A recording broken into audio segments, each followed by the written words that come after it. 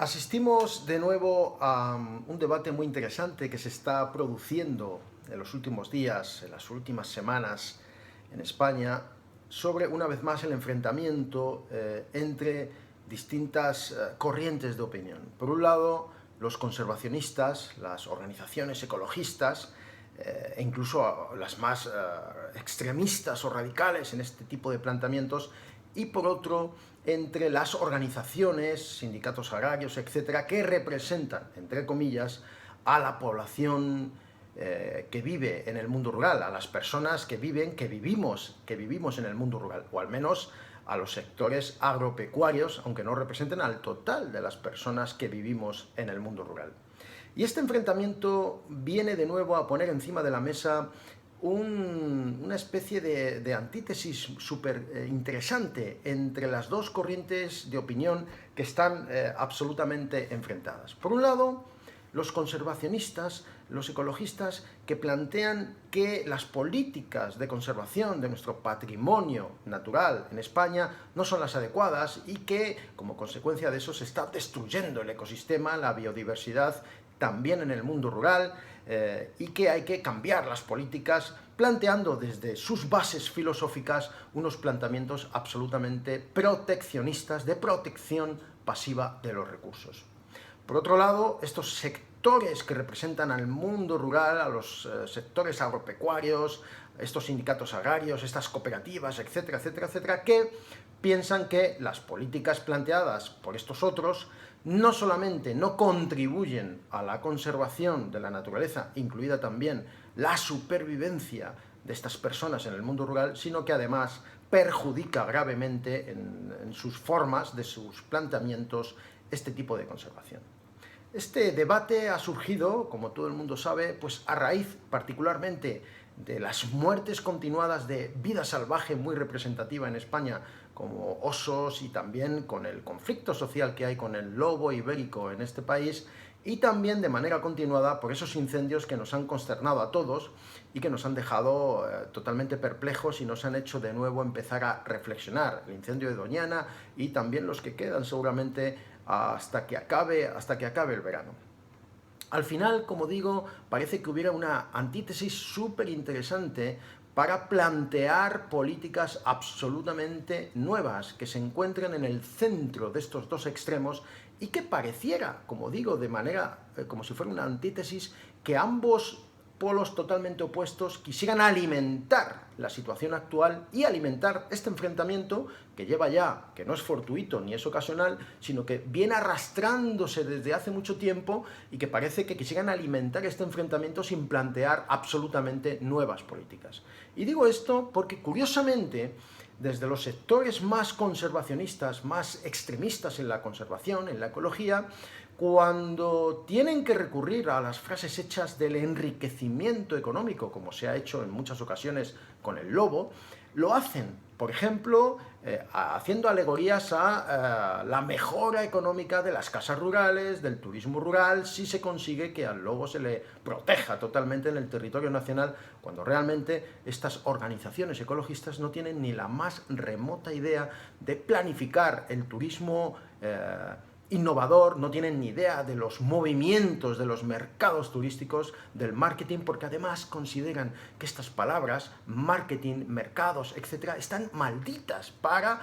poderlas utilizar en la conservación del lobo. Sin embargo, lo utilizan como una paradoja cuando es un recurso adecuado o cuando el entorno, el contexto procede,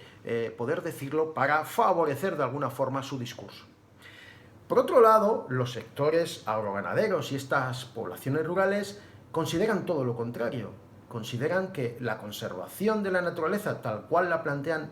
estos otros, sin aportación económica, por ejemplo, la conservación del lobo, del oso o también de muchos ecosistemas forestales, no contribuye a su economía y, por lo tanto, a la supervivencia de la gente, del ser humano en el mundo rural, que al fin y al cabo son los que están sobreviviendo allí con todas las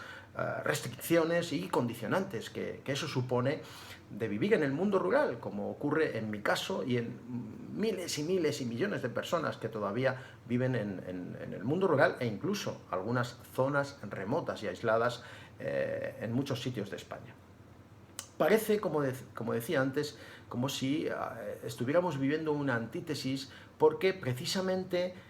un sector y el otro tienen absolutamente que transformar su mensaje, su política, sufrir una metamorfosis. Las políticas conservacionistas en España han estado bien desde los años 70, 80 y 90, pero nos encontramos en un momento de transición, de modernización de las políticas y de los mensajes. Y estos sectores ecologistas conservacionistas deben de abrir su mente y no utilizar los mensajes socioeconómicos y económicos para justificar la conservación en momentos concretos o particulares, sino integrar este mensaje en sus políticas reales. Mientras que los sectores agroganaderos, estos sindicatos, deben de empezar a creer de verdad en la conservación, en la sostenibilidad de los recursos, en la conservación medioambiental, tanto de su ecosistema como de los recursos naturales y de todo el legado y de todo el patrimonio natural que tienen integrado y totalmente contenido dentro de sus territorios. De esa manera, sufriendo esa metamorfosis, se puede concluir de manera central a una verdadera sostenibilidad, cediendo en ambos casos parte de su discurso, que como he dicho hace unos minutos, pareciera que no quisieran cambiar, con el objetivo de seguir alimentando y alimentando este enfrentamiento que en definitiva solo les beneficia a estos dos sectores y que hay un montón de personas o de sectores sociales que están absolutamente excluidos. Entre ellos, este que es tan recurrido habitualmente como es la actividad turística o la actividad del ecoturismo que se puede plantear o implantar en los territorios como una verdadera herramienta, ya no solo de conservación, sino también de empleo y de renovación de los sectores primarios económicos en el mundo rural, que por motivos varios son deficitarios y que afectan, o mejor dicho, provienen de políticas globalistas que no están en este momento en nuestra mano poder solucionarlas, al menos a corto plazo.